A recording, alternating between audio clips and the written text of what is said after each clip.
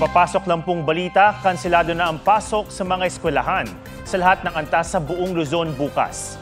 Inanunsyo rin ng Malacanang na wala na ring pasok sa mga tanggapan ng gobyerno dahil sa inaasang epekto ng bagyong Christine. Isinailalim na sa state of calamity ang lalawigan ng Albay, bunsod ng mga pagbahang dulot ng bagyong Christine. Sa gitna ng mga paglikas, isang sanggol ang nasawi. May report si John Consulta. Inabot ng rumaragas ang tubig ang isang tulay sa Legazpi, Albay. Marami sa mga residente, buwis buhay na tinulay ang madulas na railing.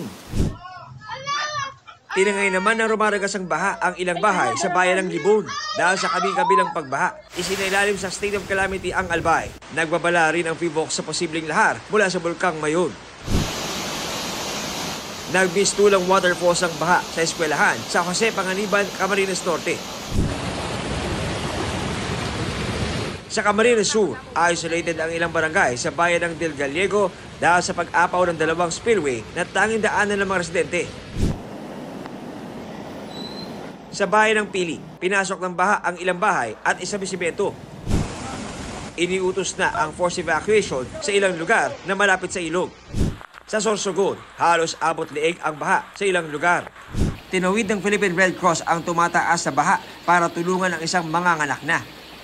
Sa Catanduanes, natrap sa gitna ng baha ang isang kalabaw. Sinubukan itong kunin na may-ari pero masyado na raw malalim ang tubig.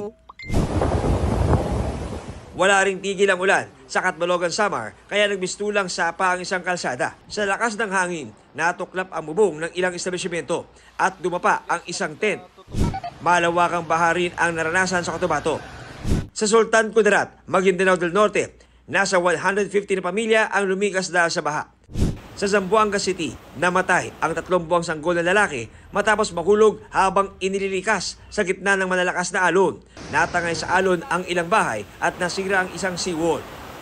Kinansela ang biyahe ng ilang sasakyang pandagat dahil sa gale warning. Ayon sa Philippine Coast Guard, stranded ang halos 4,000 pasahero. John Consulta, nagbabalita para sa GMA Integrated News. Kung si Pangulong Bongbong Marcos napangiti lang nang hinga ng reaksyon sa mga banat ni Vice President Sara Duterte, ang kanyang anak na si Congressman Sandro Marcos tinawag itong temper tantrum. Umayag naman si VP Sara sa mungkahi ng ilang kongresista na magpa-psychiatric test siya, sabay hamon na magpa-drug test naman sila. May report si Marisol Abduraman.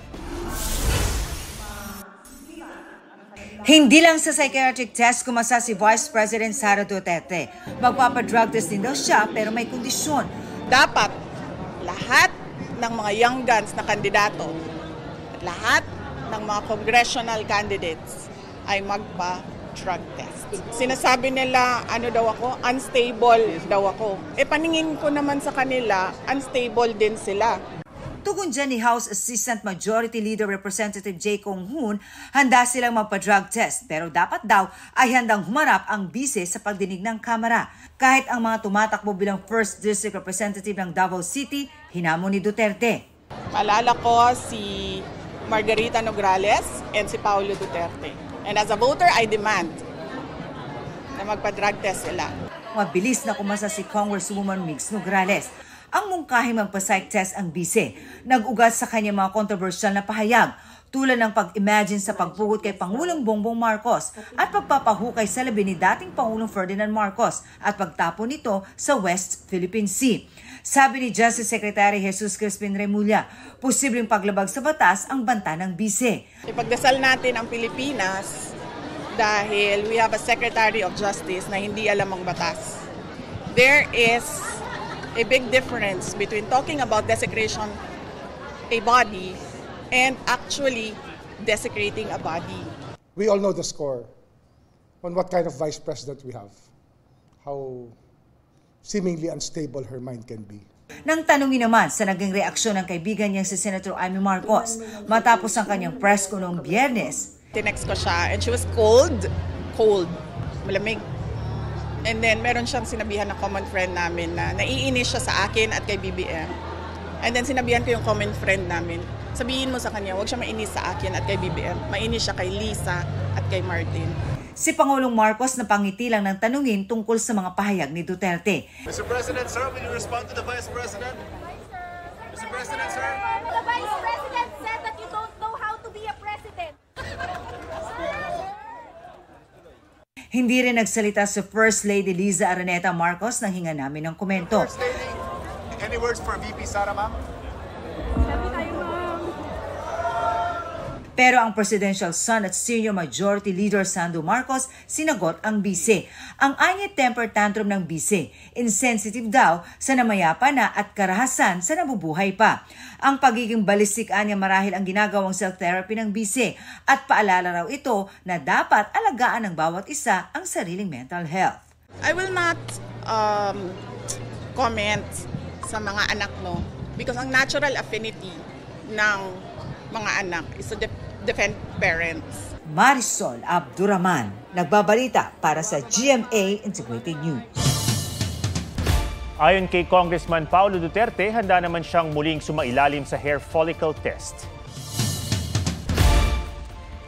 Bilang paghahanda sa Bagyong Christine, pinagbawalan ng pumalaot ang mga mangingisda sa Baler, Aurora, habang nagpakawala naman ng tubig ang Magat Dam. May report si Katrina Son. Malakas at mataas na ang alon sa Baler, Aurora. Sinamantala ito ng ilang surfer. Nagsisurf po kami habang hindi pa sobrang nandito yung bagyo. Pero pag nagbaba na po yung ordinance, yung mayor namin na titigil na po kami. Pero ang mga mangingisda, bawal nang pumalaot. Marami na sira dito. Yung ito nakaraang bagyo lang, yung malakas. Halos 3 bangka nawasak diyan. Iingat na talaga kasi mahirap din magpundar. Mahal din ang bangka kahit papaano, kahit kahoy lang. Meron naman po rin magtapang-tapangan sa laot. Kahit po ganito na matagalan lang, magsakripisyo na lang po muna. Kaysa naman buhay ang isakripisyo. Ang MDRRMO Baler maagang nagpulong para sa pre-disaster risk assessment. Inihanda na rin nila ang magsisilbing evacuation sites at rescue equipment. Naka-blue alert na kami ngayon. Sa 8 bayan, isa lang po ang walang coastline, yung Maria Aurora. Pero the rest po ay talagang napapaikutan po ng coastline. Sa Kalanasan, Apayao, nagka-landslide naman. Agad nag-clearing operation ang DPWH. Nakaranas naman ng malakas na pagulan ang ilang lugar sa Santa Ana, Cagayan. Habang nagpakawala na ng tubig ang Magat Dam bilang paghahanda sa Bagyong Christine. Katrina Son, nagbabalita para sa GMA Integrated News. Nalunod sa timba ang isang sanggol sa Bacolod City. Ayon sa mga magulang ng 7 buwang gulang na sanggol, nakasanayan na nilang ilagay sa gilid ng higaan ng timba bago matulog. Laking gulat nila nang makita ang anak sa timba at nangingitim na. Posible raw na gumapang ang anak at nahulog. Isinugod sa ospital ang sanggol pero di na umabot ng buhay.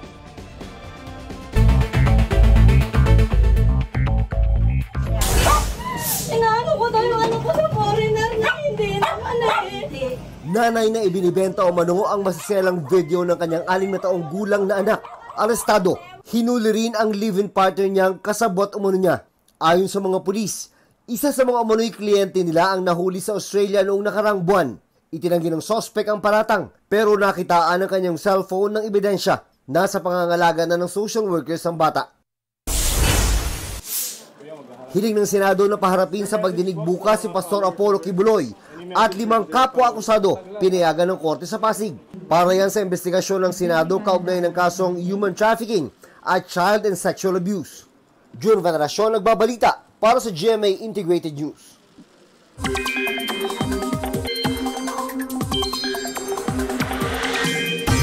Napanatili ng Bagyong Christine ang lakas nito habang kumikilos pa Bicol area.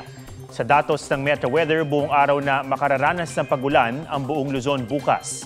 Malawakan at matitindi ang pagulan kaya mag-ingat po sa banta ng pagbaha o pagguho ng lupa. Sa 11 p.m. bulletin naman ng Pag-asa, huling namataan ang sentro ng Bagyong Christine, 345 kilometers east-northeast ng Daes, Camarines Norte. May lakas yan ng hangin na 75 kilometers per hour at bugsong aabot sa 90 kilometers per hour. Nakataas ang signal number 2 sa southern portion of mainland Cagayan, Isabela, northern portion of Quirino, northeastern portion of Aurora, Catanduanes at eastern portions ng Camarines Norte, Camarines Sur, Albay at Sorsogon. Signal number 2 din sa northeastern portions ng Northern Samar at ng Eastern Samar. Signal number 1 naman sa Ilocos Norte, Ilocos Sur, La Union, Pangasinan, Apayao, Kalinga, Abra, Mountain Province, Ifugao, Benguet, Batanes, nalalabing lugar sa Cagayan kabilang ang Babuyan Islands, nalalabing lugar sa Quirino, Nueva Vizcaya, natitirang lugar sa Aurora, Nueva Ecija, Tarlac, Zambales, Bataan, Pampanga, Bulacan, Metro Manila, Cavite, Laguna, Batangas, Rizal, Quezon kasama ang Polillo Islands, Occidental Mindoro kasama ang Lubang Islands, Oriental Mindoro, Masbate, pati ang Ticao at Burias Islands, Marinduque, Romblon, nalalabing bahagi ng Camarines Norte, Camarines Sur, Albay, Sorsogon at Calamian Islands. Aklan, Capiz, northern portion of Antique, kabilang ang Caluya Islands, northern portion of Iloilo, nalalabing bahagi ng Eastern Samar, Northern Samar, Samar, Leyte, Biliran at Southern Leyte.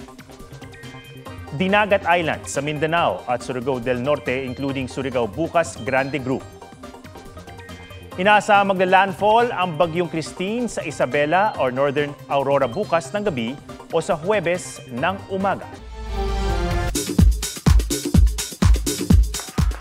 For the first time, kapuso global fashion icon Heart Evangelista sinagot ang issue kaugnay sa kanyang dating glam team. I don't hate anyone because I believe in love.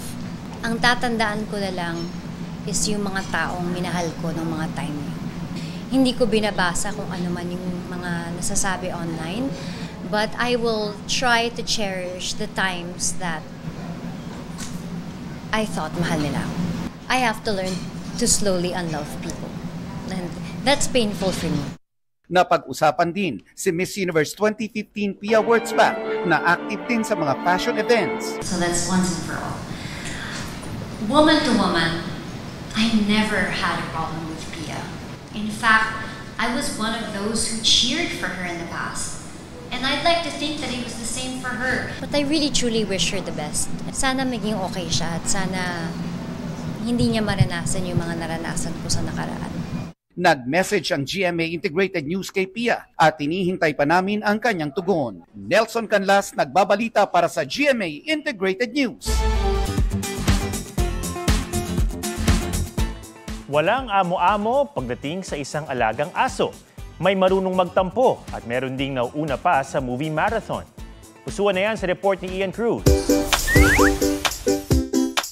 Ito ang Pet Malung mga kwento. Bakit may pagtatampo? Tapos na raw palang kumain itong aspi na si Luna. Pero nakita niyang may kinakain pa ang fur mom na si Arian. Humirit pero di raw binigyan.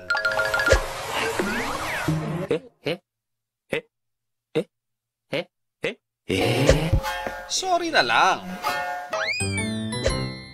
Binge watchers naman itong sina Moji at Chacha.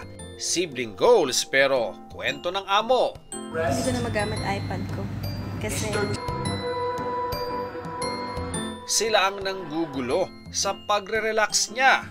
Horror at thriller pa ang request. Tutok na tutok kapag other pets din ang on-screen.